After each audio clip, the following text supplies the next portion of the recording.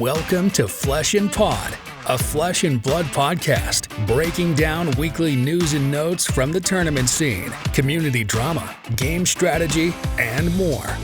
And now, here are your hosts, Darick and Logan. Finding myself. Well, hello, and welcome to episode 215. That fast, huh? You're just gonna rip the Band-Aid off? Ripping it right off of Flesh and Pod. My name's Logan. You act like we got like a bunch of stuff to talk about, or we whatever. have actual some stuff to talk about. It's mostly just results, no real news. Well, that's not true. There's some news. I mean, a little bit, a sprinkling of news, a smattering of news. But yes, my name is Logan. I'm your host. With me, as always, is who are you today? Oh, Bonk Boy. Yeah, thought Darick I'd be Oswald. on theme since I'm gonna play something not assassin at an event for the first time in a really long time. Going for Mega Bonk. Which, you can see at Calling Columbus, allegedly. Now, you're still probably a coin flip at best to show up in my mind. But that's because charmer things will happen. Oh, yeah. I don't think that I am there until I am there, which is also why when I was like placing my orders for some of the stuff I needed for my deck, I did it with min-max because I know worst case scenario, if there is like a problem, I can message Peter and be like, please just give my stuff to Logan and I'll get it some other way. I don't fucking want it. I didn't ask you if you wanted it. Oh my God. When I give it to you, you take it. The cards too. Is this going back to the Fleshlight and Blood discussion? Yeah, that was part of what I was trying to do to decompress. I was just scrolling through stuff because I wasn't caught up on a bunch of stuff. And so in the Flesh and Blood TCG Reddit, user DVAS138 said, just pre-ordered the new Fleshlight and Blood booster. Have you pre-ordered the new booster yet? I'm kind of excited about it. Now, there's a lot to unpack here. Beginning with how much heavy lifting excited is doing in this entire sentence. Here's what I keep giggling about after I saw this. Because I saw it and then I came back to it to take that screenshot to share because I just keep thinking like, okay, I get it. We've all had autocorrect mistakes, right? However, my autocorrect would have went to at least flashlight or something not specifically flashlight. So like how often is this poor person typing the word fleshlight so that it is the premier go-to for their autocorrect? Yeah, that's a question that I don't want answered. I'm okay with it having its own lore living here. Okay, but follow up. The other thing I keep giggling about is, let's say this person gets lucky. I want you to describe to me what the Marvel cold foil fleshlight would look like. Oh man. Because I personally, I think it's like this big. Yeah, it has to be small. It can't be big. And it also has to be self-cleaning. Like a Marvel fleshlight has dishwasher to be dishwasher safe. Yeah. And triple sealed would be my guess. I don't even know if these are things, honestly. I have never held a fleshlight in my hands. So no notes. Way to go, Reddit. You made it into the show for the first time in a long time. Way to go, Reddit. That's how you knew exactly what kind of day I was having. Yeah. I mean, I'm kind of in that same spot. My weekend, I did not play any Flesh and Blood. I I watched football to regrettable results, but mostly was spending time with my son before he went back to college for his spring semester. So it was okay, well, I'm going to go do this. And then obviously Green Bay shit the bed because why wouldn't they? I mean, there's a bed to shit. You might as well shit it. The games were good. Like they were entertaining, but that one sent me. So it's going to be a bit of healing. It's going to be some time to heal from that disappointment. But on the bright side, I don't have to balance Green Bay playing with being at Calling Columbus. So I just went and purchased all of my events right before I hopped on here. So I am purchased in there. The Airbnb is paid for. Travel accommodation. Travel is locked in. We are checked. The boxes are checked. The amount of booze that's coming to that Airbnb is also quite large, it seems. So it'll be interesting to see who lives and who dies. There were events though over the weekend. There was a calling in Akihabara. Yeah, and it was. I just want to say real quickly, there were far more Arachne huntsmen in the field than I would have anticipated, and I don't hate it. There are far more Syndras in the field than I would have anticipated. And it was won by Ryosuke Arase on Florian. So Florian making a little comeback. He was the only Florian in the top 8, though, and then there were 3 Arachne marionettes, a dash, 2 Syndras, because there are like 24 Syndras in the field, and an Oscillio. So no Gravy, no Verdance, no Darling for a weekend Kasai's, although there were a decent amount of Kasai players. I want to say like 14. So interesting that kind of spun that direction. And yeah, I feel like it's got to be a regional thing, because I feel like Verdance is either just like really good or just non-existent, and it's almost no in between. And so it's, you know, we always talk about how Flesh and Blood is a game of specialists and whatever anyway, but I feel like with Wizards not named Oscillio, it's just even more apparent. Like I don't know how else to put it. It's just like there are times when the deck looks nigh unbeatable, and then there are times where like you just don't see it at all. Yeah, there was, I believe it was the round 3 feature match where the Verdance player lost a bunch of Autumn's touches to a Hunter Hunted. And then something else pretty bad happened, although the Hunter Hunted immediately turned on Verdance's ability. And then they're presenting AB3, I believe. And there was something else that was in that game that made it awkward for the Verdance player, but the Verdance player was really good at just monitoring where they were in their pitch stack. And so they finally hit the spot where it was just pop a healing potion, rampant growth, murder you. Your AB is irrelevant. So that was a well-played one, because it was, and the Verdance player probably had another turn to, if they really needed it, to get to the pitch stack, but didn't need it, just killed him. Because it was thing. It was rampant growth, healing pot, waning moon, light up the leaves. So a lot. But it's interesting to me because like 9th place was a Kasai. It's interesting that none of the Gravy Bones converted in. It's like a lot of players are still like attached to the deck and are still playing it, but it just isn't necessarily converting like it did. And I think that that's what LSS wanted to see with the changes they made to Gravy Bones. But who knows, right? Yeah.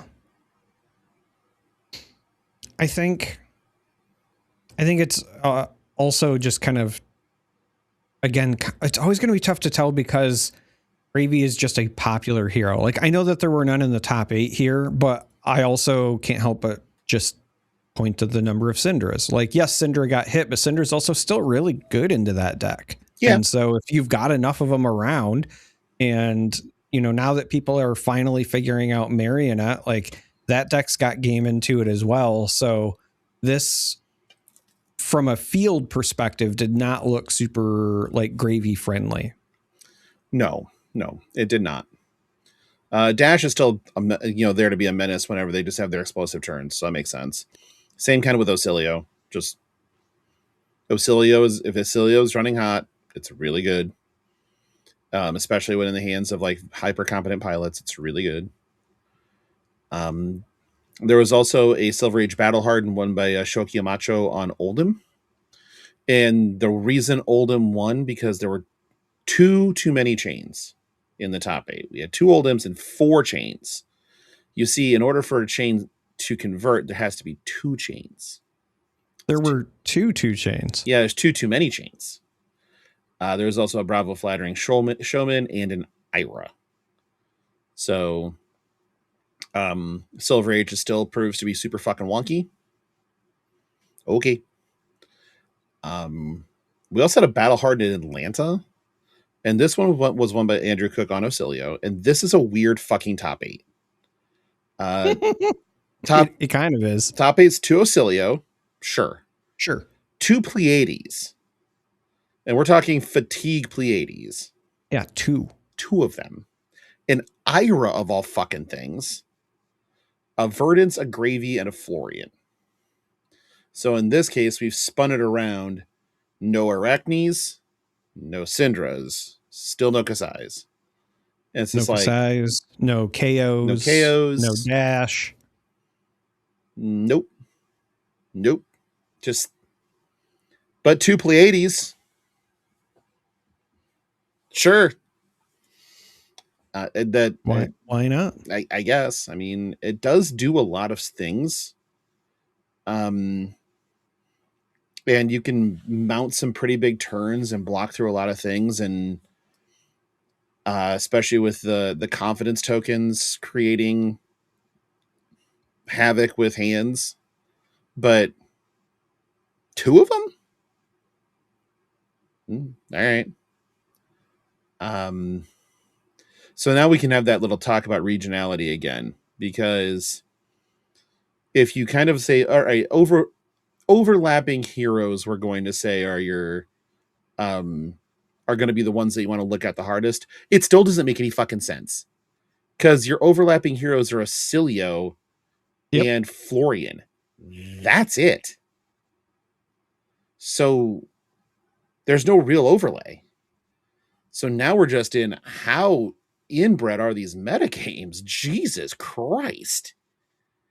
And then there was another Battle Hardened in Gdansk, but I have no fucking clue what happened because it's not updated on the mothership. And I did not have the time or wherewithal to go digging for that result. Could have found it. Just didn't. So looking at these 1, 2, 3, 4, 5, 6, 7, 8, 9 represented heroes in 2 top 8s. You're bringing Valda. Yep. What don't you want to see?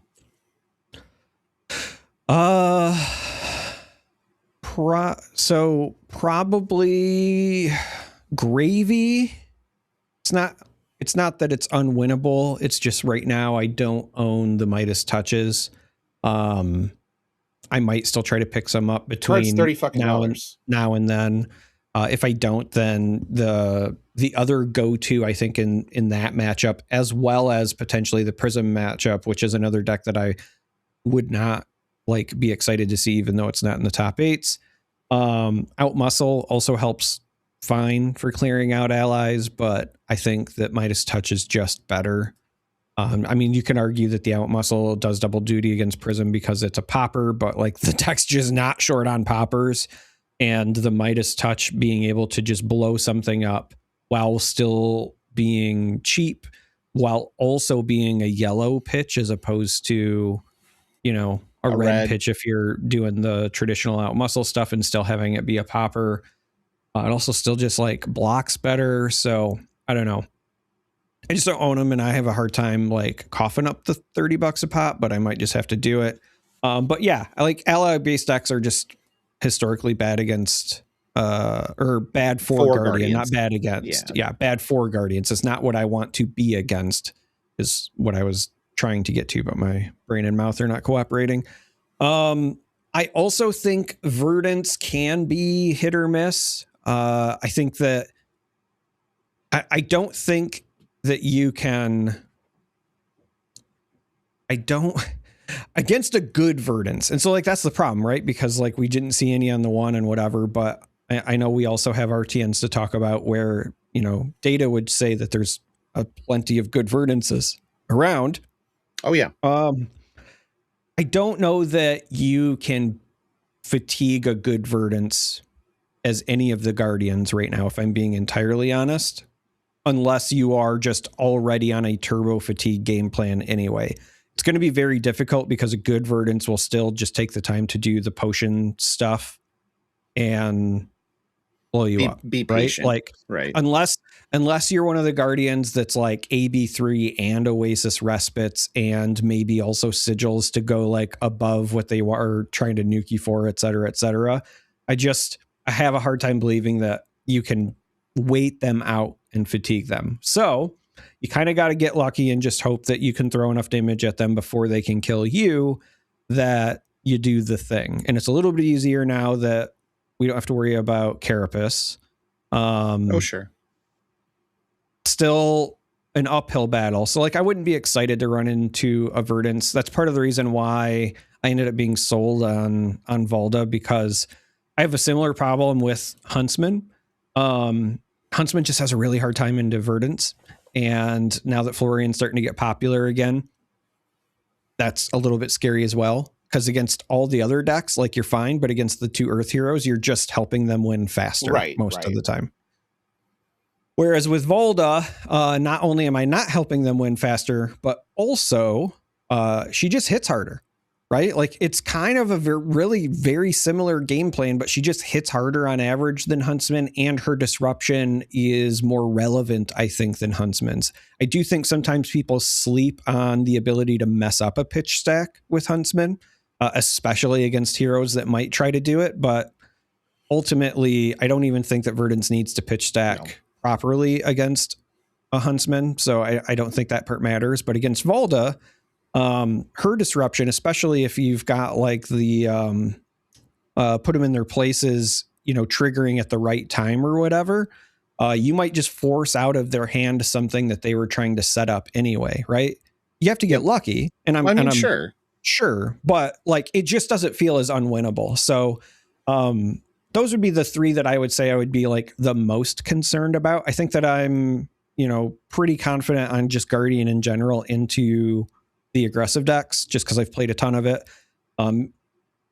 So Acilio, Dash, Syndra, not saying that they can't win that matchup, you know, any given Saturday or whatever, but I think that I would feel more comfortable there and less comfortable against Gravy, Prism, and Verdance. Those would be the ones that. Well, you never know. Like, Gravy might just give you a free Pulverize one turn.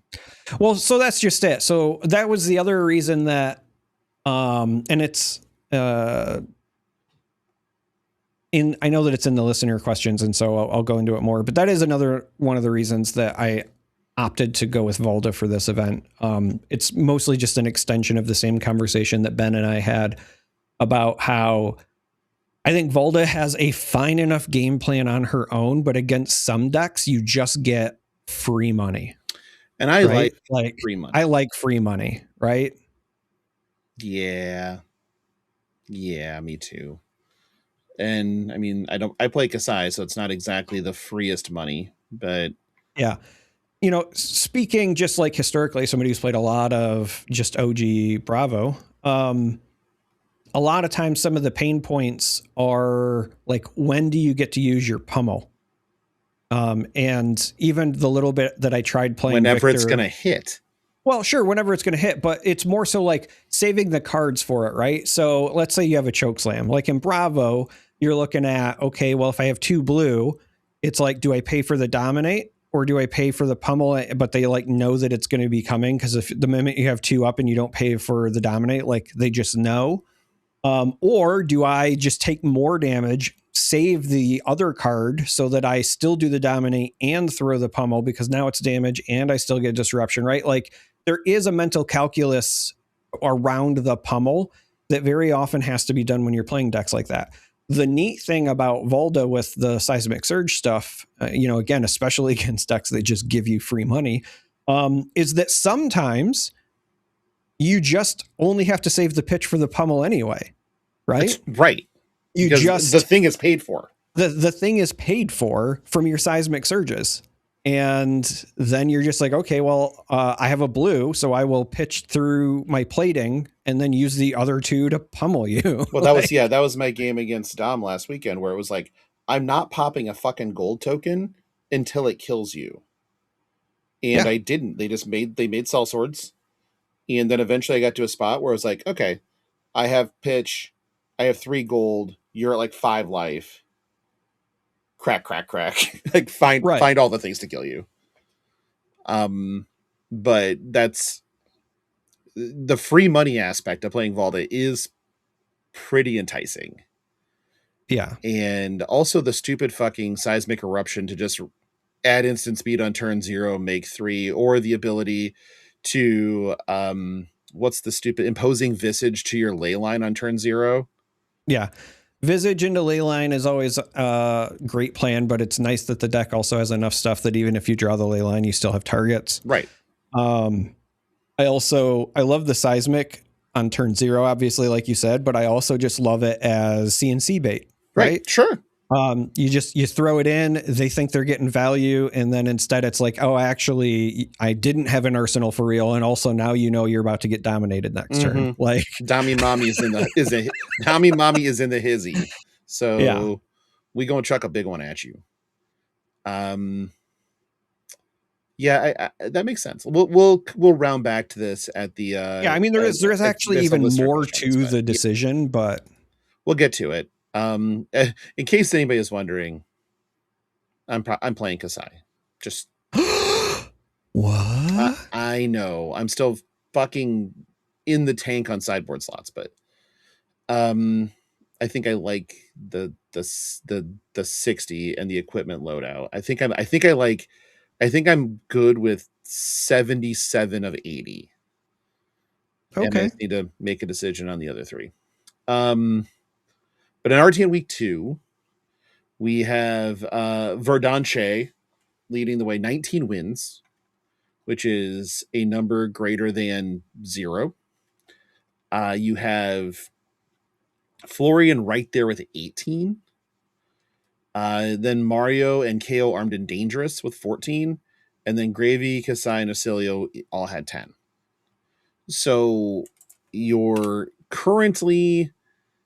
I trying to add these together because 13 wins was Gravy's first week, but is only at 23 now. So yeah, Verdant says your leader at 27.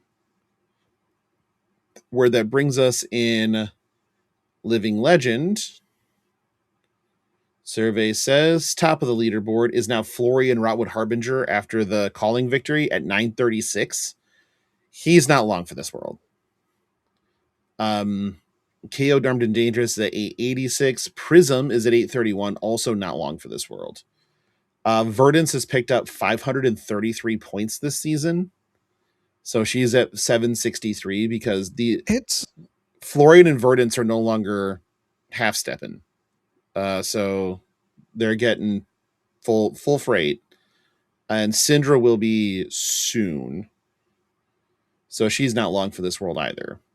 Kasai's picked up 226, and Dash has picked up 136, and Osilio's picked up 165. So those are kind of your big money makers on points for this season. But Florian might not last RTN. Yeah, Florian might not. I'm just looking at this, and it is wild to me that Prism might have 2 versions of herself hit Living Legend. Before we ever have a second chain. before we ever have a second chain. I was going to say before any of the Welcome to Wraith Wraith heroes, sure. heroes hit Living Legend. Like, that is wild. The fact that all of the Arcane Rising heroes, when there was a point where all of them felt unplayable, Yeah. and they all LL'd before the Welcome to Wraith heroes. Like, that's And also it's wild another because, one. like, I still think that they, like, aren't that bad. They're just, like, on the cusp of not being good enough. But they're generic. Like, they just, right. I mean, they're just too fair still. Right. But Across the board. Too fair. Bravo Showstopper is still the top of the WTR list at 769, but hasn't gotten a single point. I think in the last 2 seasons, maybe. I know definitely this season. Your pointless ones this season are Bravo Showstopper, Uzuri Switchblade, Teklavas Steam Magnate, Olympia, Prized Fighter, Lyeth, and the toughest of nuts. Even Betsy, yet again, has points. So we can all, and as well as Max the Hype Nitro, also has points. So those can feel shame. Well, Olympia is just shame. Teklavasen is awful. Bravo, there are just better Guardians. Like, there are better things to be doing.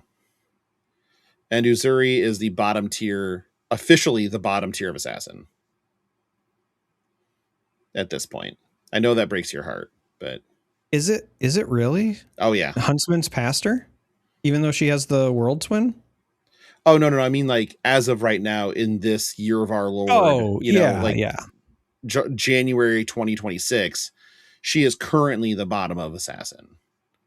Huntsman has most of their Living Legend points this season. So, the world's win is more than Huntsman has, full stop. But Uzuri has been pretty much blanked since then. Like, since the world's win, Uzuri really doesn't have any finishes. No, it's been a while. You know, I still stand by when Slippy was just starting to get like more and more popular. There was a window where she could have been a really strong choice, but then the problem was Bonds got hit like almost immediately after, and then I think that really also tanked her viability. Yeah. And then, so we would lose with Florian going, you lose Routwood Reaper. With Prism going, you lose both Luminarises, of both Numenarises. Who else was on the list of probably gone? KO Armed and Dangerous, you lose Claw, right? You lose Mandible Claw. Because Savage Claw is underhanded cheats weapon. And the next one after that probably is going to be Verdance and Syndra. Syndra doesn't have... Oh, Syndra's got Kunai of Retribution. And Verdance is just Staff of Verdant Shoots. So you're not losing much there because there's no other heroes that use those weapons. So Mandible Claw being gone is huge. That's big deals. That hurts Rhinar and Levia. Like, that's Ravenous Meat Axe time. But I know a lot of people have been doing that anyway. So anyway, we also got some more reprints. We have a new Enlightened Strike with a dude with a plunger unclogging a toilet. That's the art. That's what I see. That's really what you see. I see Quasimodo ringing the bell, screaming "Sanctuary!" Actually, we can go look at the art again. Hold on. That might actually be the objectively correct opinion. I gotta go pull back up. Okay, I'm looking at it again. I mean, that's a ripped Quasimodo, though. Quasimodo was ripped, dude. What are you talking that about? Ripped. Like, this homeboy is jacked. So, I mean, yeah, okay, but still, I get plunger. Like, there's a massively clogged toilet. Somebody has taken a world-renowned deuce, and this man is having to come from the heavens with the plunger to get things flowing again. That's what I see. Don't love it. We also know the Pro Tour Yokohama promos now. Oh boy, they're hot. Yeah. So the Gravy Bones one looks really cool, but it's a whatever to me. But I need a playset +1 of the Scar for Scars. The Scar for Scars look outstanding. Like, yeah. I'm not somebody who plays Gravy, but like, I'll also just fully admit that the Gravy looks outstanding. Yeah, I'll stand it. Like, it looks really good. I'm just not I'm not a huge fan of Gravy in general. I would like to point out something that is important with the reprints of like Command and Conquer and Light and Strike, Shelter, Balance, yada yada yada. They're all legendaries, so it'll be interesting if so like it didn't show the Enlightened Strike in the Antiquities border, so I don't know if it will be. Whereas they show the Command and Conquer and Antiquities border, I'm sure the Enlightened Strike is. Actually, see if Fabric has it listed as being in the Antiquities border. Doesn't even have it listed yet, so they're they're slacking. That's where we're going with it. But I'm imagining it will be. They have it listed here. They just don't have it listed with the Antiquities border. So maybe it won't be an Antiquities border. I don't know, but if I would like this in cold foil, would be basically the only reason I would want it. Then the Command and Conquer, Jessida Suthi doing, God's work again, it looks like Nazareth or Blasmafet, one of the two. Directing, or what's Vincent's? Like,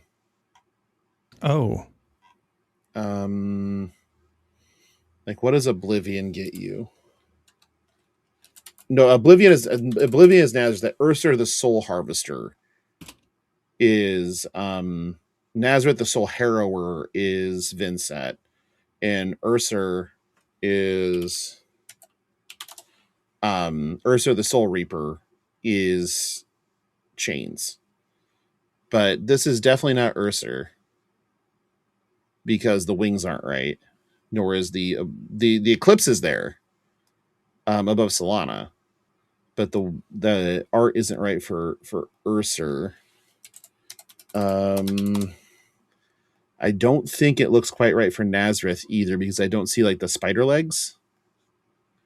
And it definitely doesn't seem to be Blasmafet. Nope. This is a demon we don't know.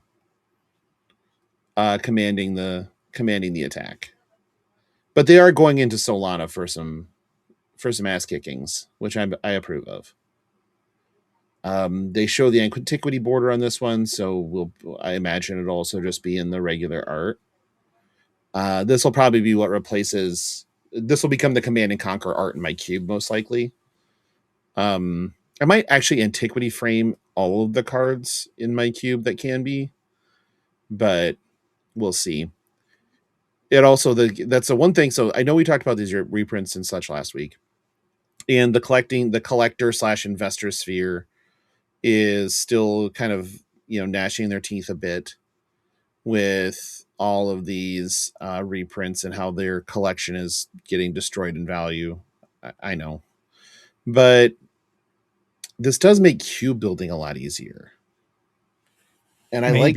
Well, I mean, it's easier for me to get cards. I mean, I've heard that them like doing these reprints and stuff as legendaries and whatever doesn't bring value down. Like every time we get one of these cool CNC reprints, I just hear about how it's ineffective. So this will be the third Command and Conquer at legendary rarity or higher. Do you count the Kasayan Conquer? No, that's promo. So he's going to remove I just didn't know that. because it to me that would That's still the also max be higher. rarity CMC. Right. But Right. no, you have the Fabled and 2 legendaries at this point.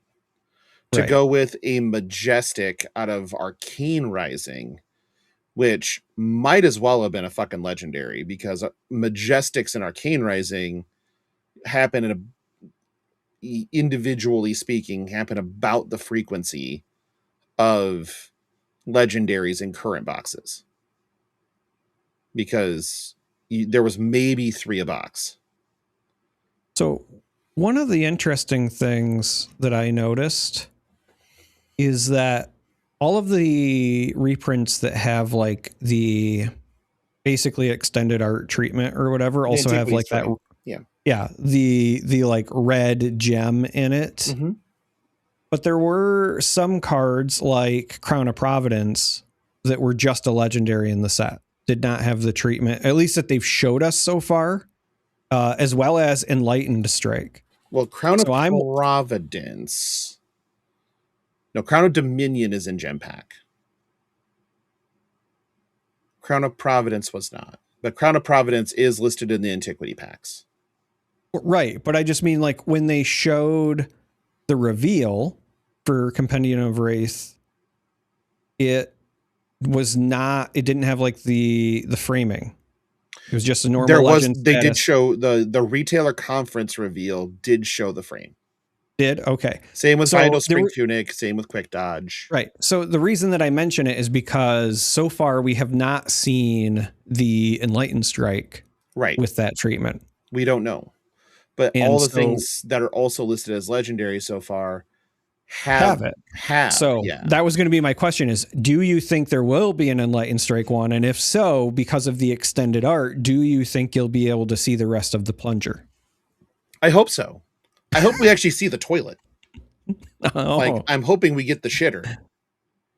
And if not, I'm going to see if I can get somebody to, make me a shitter on that card. It's important. It's a toilet. He's plunging a toilet. Sure. Oh yeah, Calling Columbus. So we will theoretically, I will be there. There is a shot that Charmer will be there. And I have to bring a bunch of stuff for Charmer. So I have stacks of shit for you as per normal that people have given me because reasons. So I'll be bringing you let me think here. I've got a cold foil graphing calculator, a cold foil Mark of the Huntsman, a set of Iswardi tokens, and a flesh and pod satchel bag like mine. There's one of those. Oh. There's also a flesh and pod hat for you. And then you finally Trevored me a hat. I'm Trevoring you a hat. And then your Iswardi flesh and pod playmat. Now that I can't. Okay. It's all in the same pile. Yeah, but I know. I get to stare at that all day on Saturday. You sure do. It is pretty. Felt really good putting that thing on stream while I was getting fucking regicided. Still not over, it turns out. Who knew? Also one fantastic update. So we had our charity stream. We had I want to keyword had raised about $2,700 for charity, which felt fine. I said that on the show. And then I get a message on Tuesday morning after the show released. Oh shit, I forgot that was the weekend. Here, I'll just I'll drop a bomb in this really quick. And so one of our listeners just dropped a $1,500 bomb on the charity. So it went from $2,700 to $4,250. Not going to name names because they didn't tell me they don't would want like them to get mugged. Right, that too. But I just want to publicly put it out there. So appreciative, and I am going to find something to do for said person, because that type of generosity needs to be recognized and applauded. But a big thank you again to everybody who did donate, who did take the time out. I have not had time to mail anything out yet, so I'm hoping to find time this week before I leave for Columbus to get some of this stuff out.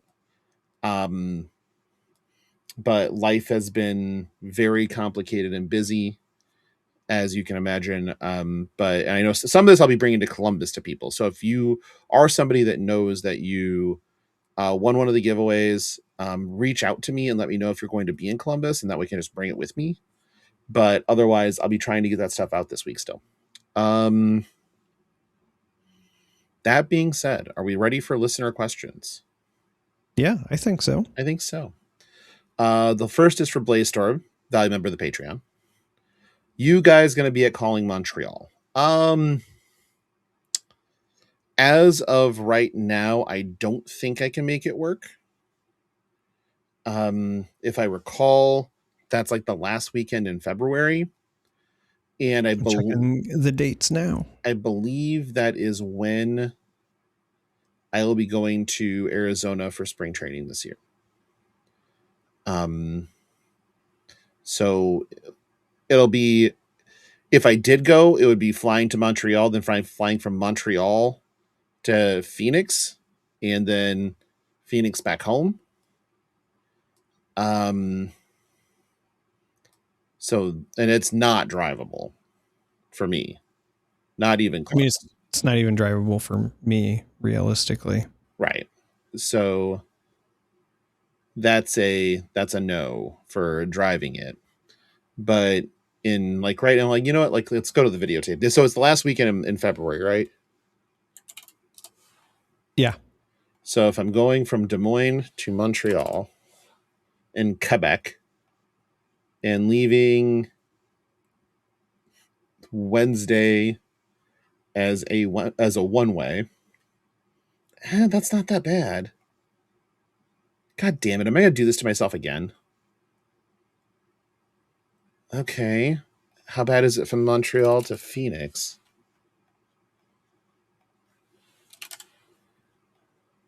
On like March 1st. That's also not that bad. Oh no, I might be talking myself into this. Christ, why do I do this? And then from Phoenix to Des Moines on like, it would be, that's ultra affordable.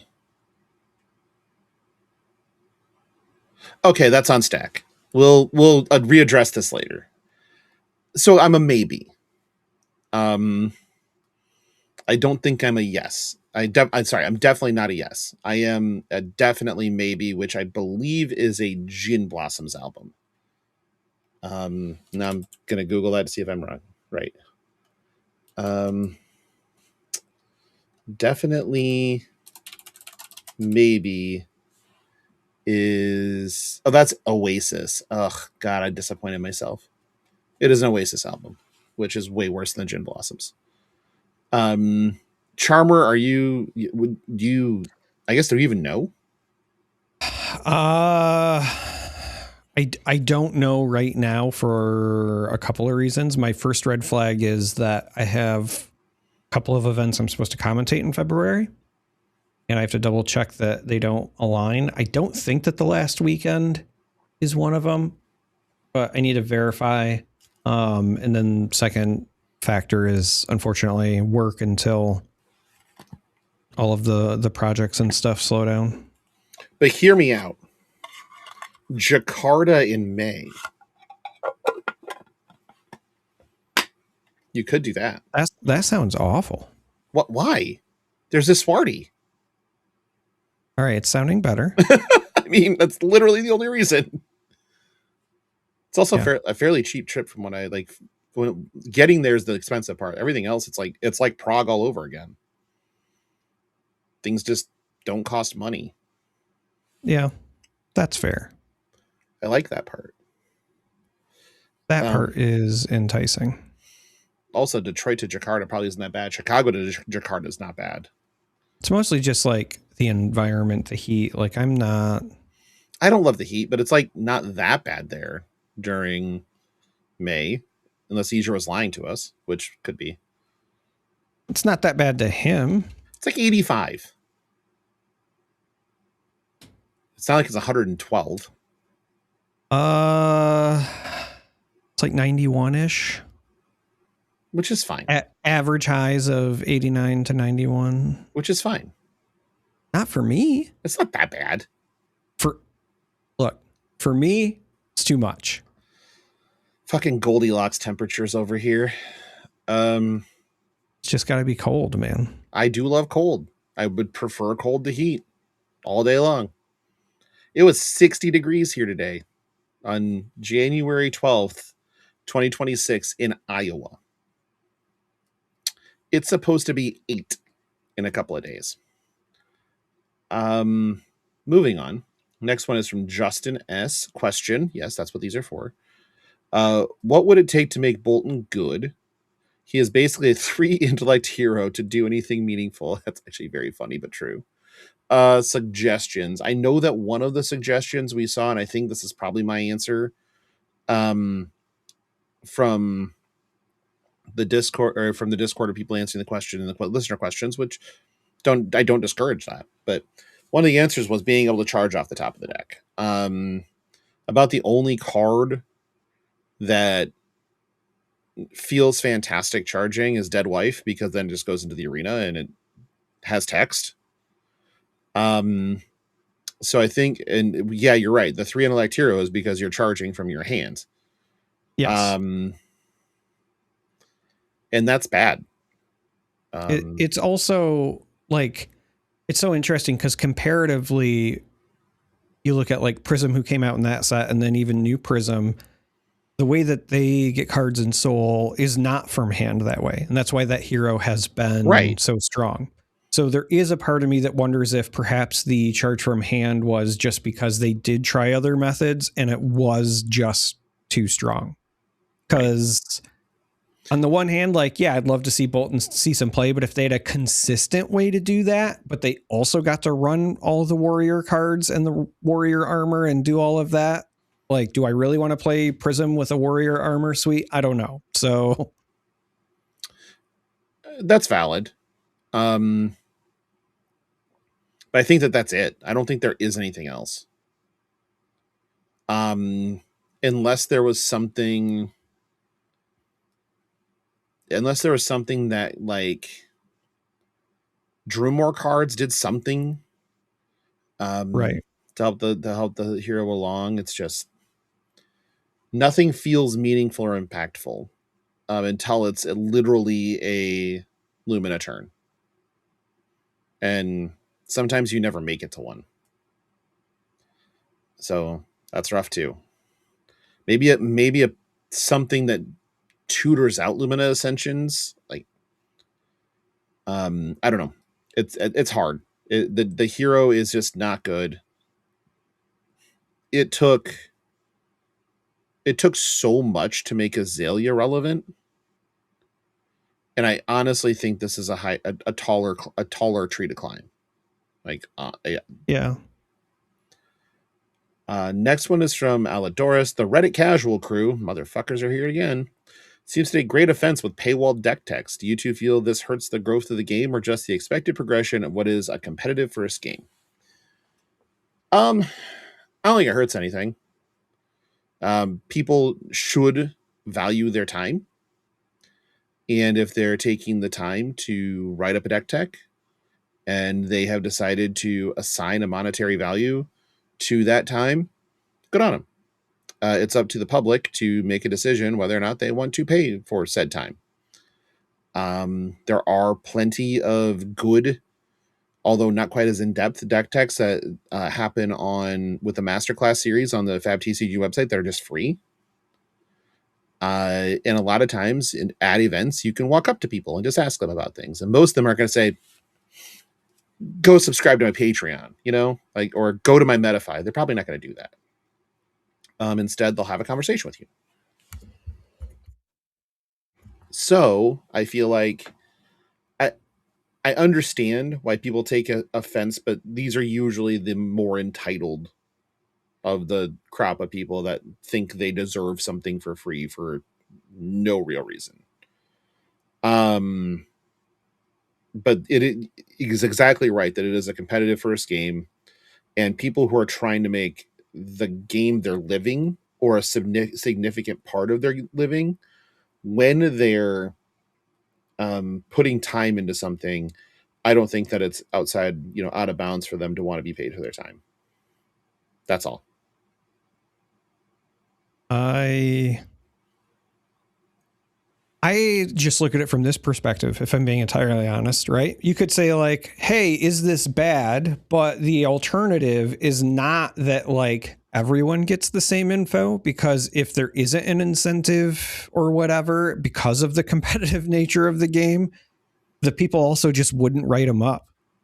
So instead, what you would have is, instead of having any avenue, where like, okay, maybe I pay for it, maybe I don't, the choice is up to me. The alternative is the people who know decks and are experts and are part of good play testing groups or testing teams or whatever, they just keep it all to themselves anyway. Right. Now even less people know about it.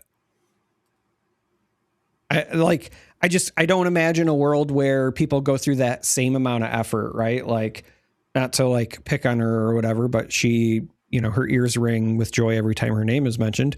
Mara doesn't write like 70-page dissertations because like her plan is to just like give them to the universe and make all of her matchups harder. But you 100% know she gets off on it, right? Oh, well, I mean, sure. But I'm just saying, like, the number of people who would be willing to do that would be significantly smaller if your only options were, free, completely open source, or black box proprietary. Right. Right. Right. Unfortunately, in the competition space, it is not, your decks are our decks, comrade. It is a bit more capitalistic. A bit more is a fucking understatement. It's exactly capitalistic. We are in the marketplace of competition and ideas. So yeah. I just think that, again, if people want to monetize their time, they should. Like, that's really it. I should look into that. Next one's from King Raven. Question: why do people lead with that? We know it's a question. You put it in fucking listener questions. Why does fighting Huntsman feel like fighting a DMV themed supervillain? That might be the single best description of a hero ever. And what card can we give Huntsman that get them to retirement faster? Huntsman does feel like a DMV themed supervillain. That much is true. It is a miserable play experience, even though it isn't, like a tier 1 deck. It's tier 1 misery. And giving Huntsman a card to get to retirement faster necessitates giving a card to Marionette and Slippy. I mean, not necessarily. It does. We kind of got closer with like Hunter or Hunted, because yes, those other two versions could play it, but also it's significantly worse for them to play it. So I do think there are ways to bolster Huntsman, whether it's through either targeted specializations like that, or just straight up, contracts that also benefit Huntsman more than just being generically good, like a Leave No Witnesses, right? Like cards like Leave No Witnesses and Surgical are just so good, whether you get the silver or not, because of their disruption, that most assassins, run them anyway, or at least consider running them. I do think that there's plenty of middle ground still for design. I've always said that the biggest thing I think that Huntsman has needed has been some sort of like silver payoff that's not just equipment. And I still stand by that, because again, right now, one of the issues you have is that the best way to play him is either fatigue or fatigue light, where you're always in the fatigue game plan, but like maybe your disruption and some windows of burst opportunity get you there, right? You get a good, so like I think coercive tendencies is coercive tendencies. Sorry, I shorthand a lot of stuff. I think that card is also a great way of showing how it very much benefits, say, just Huntsman as opposed to the others. And I think that card is wonderful because while it didn't give a non-equipment silver payoff, it did give an offensive burst to Huntsman. I believe it's actually his like best offensive tool, as weird as it sounds, because the card is a blue that doesn't deal any damage on its own, but it enables turns where, you know, the ceiling is legitimately like, okay, I get to send 16 wide, all with like on hits that are relevant and whatever. Like that's great. And I get to peek at potentially 4 different cards and make a bunch of silver, right? Like the ceiling for that card is outstanding. And yes, when you're playing Huntsman, you know, if you get 1 or 2 good early turns with that card and they don't respect it, then you can start pressuring their life total. But again, the ceiling and the average are not the same. And it is very often the case where your games are going to be a slog.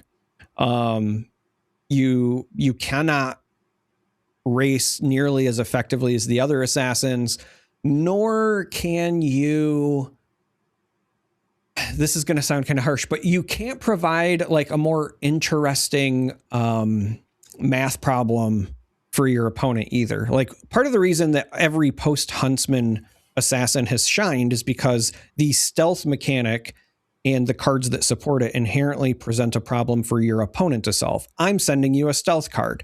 Am I, you know, if I'm playing Uzuri, am I going to swap this out for a different card? Am I going to play the attack reactions on this, or am I maybe going to give this go again and then send the real attack afterwards, right? Like when Assassin is at its best, it's when your opponent doesn't respect it or can't plan for everything. So you just leak damage based on their misplays, right? I think that's what makes the Assassin class so enticing when I'm playing the non-Huntsman versions.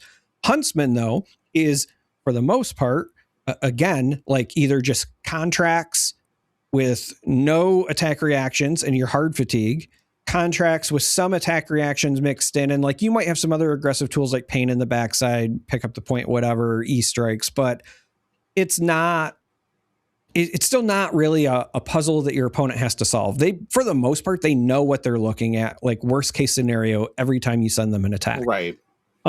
There's nothing flashy there. So the only real advantage you gain as Huntsman, and this is again why the matchup feels like a slog when you're playing against Huntsman, is I believe the best way to play it is some version of either fatigue to hard fatigue. And what you are banking on is that over the course of a game, your blocks for 3 or 4 and your 0 for 4s will just give you an incremental advantage. And you are hoping, and this is where like part of the luck plays in, but you're just hoping that when you send that 0 for 4, what you see on the top is a card they wanted. And you either know you have your reactions to guarantee the banish right now, or you just ship it to the bottom because you don't want to deal with it right now.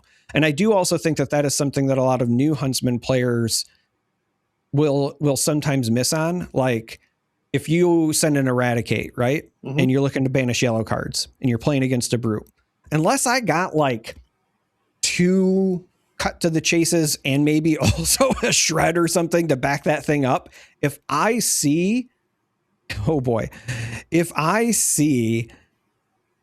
the wrong card on top, right? If I see a Blood Rush Bellow, even if I'm looking for yellows, it's going to the bottom. I do not want to risk it. Like, and I know that's hard because you're saying to yourself, like, okay, well, there's no guarantee I'm going to see a yellow. This thing might whiff, yada, yada. But like at the end of the day, it's far worse for you to let them have it. And so if that is also just a known part of the Huntsman game plan, you have to accept that like Your advantage is incremental, and it's in the fact that you're maybe going to make them go to third cycle without seeing the cards they're looking for because you keep bottoming it. You know what I mean? So I as far as like cards that they could print, to go back to where I had started, I have long said that Gill Toss would be great if it's with silver, some version of like, give me an attack reaction, whereas an additional cost, like the attack reaction could just be like X. And then it should like give me like an X plus one or an X plus one bonus. So like if I pay 0, it's just a plus one. But for every silver I get rid of, it also adds +2 to the attack value or something, right? Like give me a reason to maybe not always get my equipment and transition to, okay, you know, I've been really lucky with like 2 back-to-back hunter or hunteds. Maybe I can try to send like, you know, a 0 for 4 that turns into like a 0 for 20 or whatever. Yeah, big number go Bert. Sure. But because of the amount of setup and the amount of time and all of that, like I think that would be fine personally. And I think that that's something that if you can give you a window to win that isn't like after you've made 30 decisions throughout the game because you're in second and third cycle, I think that would help the hero. Okay. Well, that makes sense. Thank you for coming to my TED Talk. That is definitely a TED Talk. Last question from Octothorptopus, and we alluded to this. I won't be at Columbus, but I've been playing Valda for the last couple of weeks. I would be interested to hear why Valda and not Huntsman. All right. So I get to lean back and do nothing on this one. Yep. Many of the reasons that I just said into the discussion about the Huntsman thing are actually part of it. So if I know that I'm going to be going to a calling and it's going to be a lot of rounds, I personally, even if I feel like the deck is outstanding, I find that I am less inclined to want to play a deck that I know will either go to, 5 minutes left in the round to overtime every round. And like, let's be honest, that's just Huntsman games. Unless your opponent doesn't show up or, God forbid, have a medical emergency across from me. That was a former member of our Patreon that was across from you. It's just the sort of thing where like you don't want to do that across like 7, 8, 9 rounds throughout a day. So that's part of it. Part of it is also just gem matchmaking, because not only are your games going to go that long, but as I found at my RTN, like sometimes you just find the one Jarl in the room in round 1. And then because you are just going to go to time, like that's just how it works. Like I said, I didn't think either of us were really slow playing, and our decks were thin, but we were not close to finishing that thing. I don't know that that's a chance I want to take. And like, yeah, I joke it doesn't have to be round 1, but like even I would say rounds 4, like 1 through 4 are so critical to like your positioning in a big event like a calling, because of the way the tiebreakers work and everything, that you just can't afford to accidentally take a draw because you got paired against the wrong deck in the first 4 rounds. Sure. So that's honestly like, that's a big part of it. And I also think that, to further kind of talk about what you and I were alluding to earlier, when I look at the matchup spread, I think Valda is good into many of the matchups that I thought Huntsman was. I do think that Huntsman's probably better into Kasai and some of the warriors than Valda is, but I also think that it's like percentage points, right? Like it's small percentage points. Small percentage points, but I do think Huntsman is just like better equipped to deal with warriors because their fridge is a problem for your dominate based heroes. Now, that being said, though, I think Valda is as good into most matchups or better into some matchups. I think Valda is better into Prism than Huntsman. I think Valda is better into Gravy than anything other than like super hard fatigue Huntsman. But Valda also allows you to gain a lot from just your opponent accidentally giving you free stuff. Now, the obvious ones to point to are any of the heroes that make gold, right? Hey, if they use their gold to draw, you get free resources, and that's pretty good. And like, yes, there's Gravy. I think that's the most popular one, but there is Kasai. There is Victor, right? So there are other There's Brute. classes. There is Brute. So there are other classes. There is also other heroes, even though we've had the big book banning,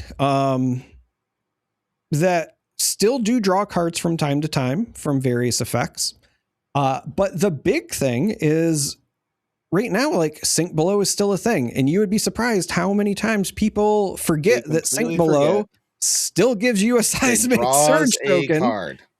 because it draws a card and it's in the action phase. So, again, sometimes people just give you free stuff.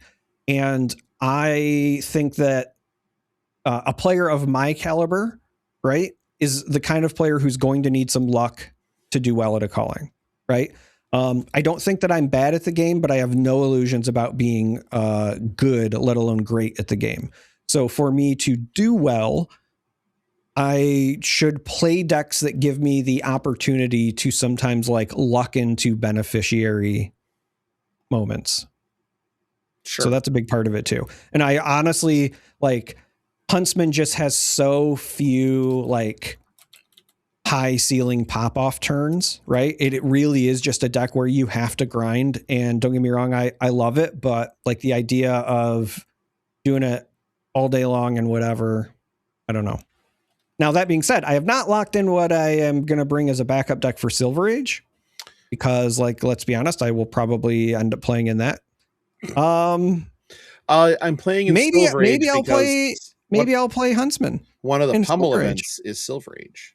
So, and as I'm building Warrior Cube, I do need Fancy Pummel. So I'll have a Silver Age.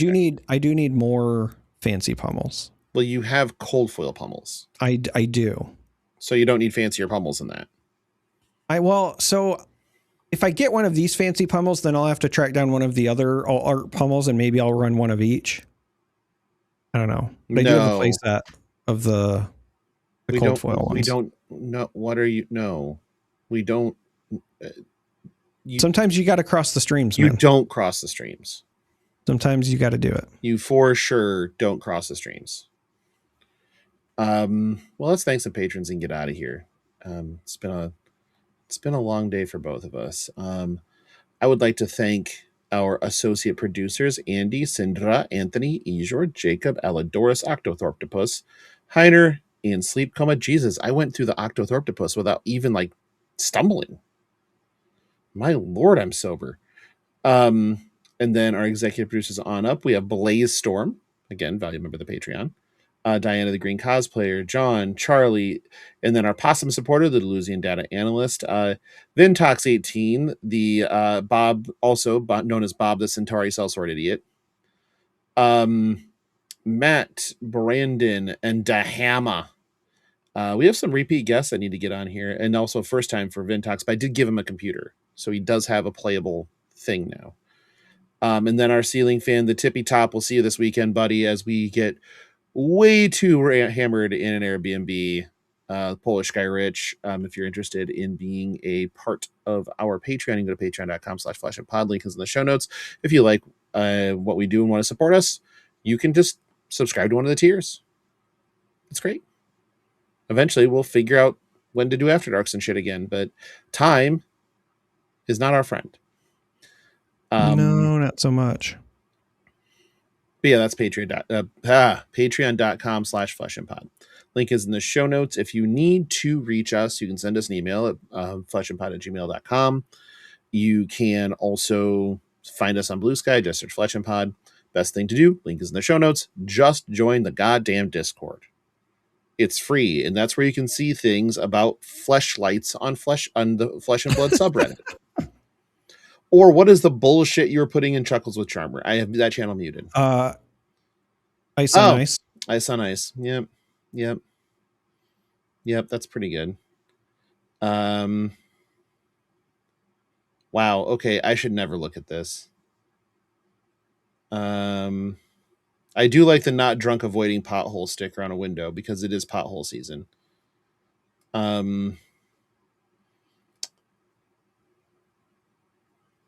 Huh. All right. Like some of these are okay. Some of these are fine. Yeah. Some of them are in fact fine, sir. I do like the two deer walk out of a bar. One says to the other, "I can't believe I blew $50 in there." And Dom immediately snaps off the not immediately, it took a couple hours, but snaps off the Clerks meme of "in a row." So if you know on that one. Where can they find you? In the Discord. Bonk Boy in the Discord. What's your handle in there again? Boy. It's at. No, I'm not going to do the Jordan bit this time. You're not?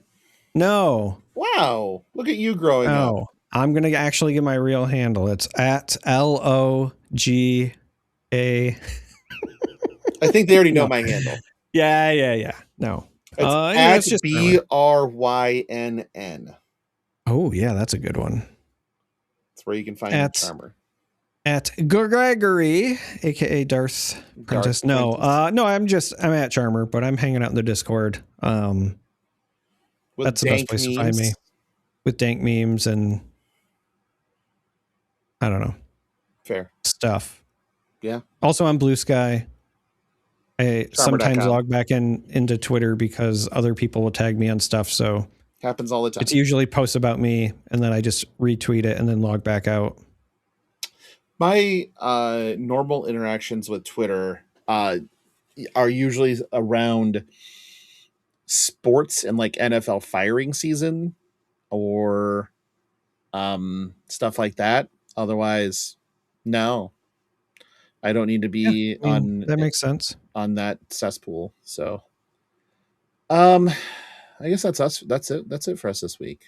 But I'll see you hopefully in a couple of days. It's been like 6 months. It's been since since Gen Con. I was trying to think about this. It has been an unreasonable amount of time. It's been like 6 months. Yeah. So at least we'll rectify that as long as you don't figure out, how to not show up. But that's all for this week, folks. We'll be back next week, I'm sure, because we are gluttons for fucking punishment. So until then, if you see us in Columbus, say hello.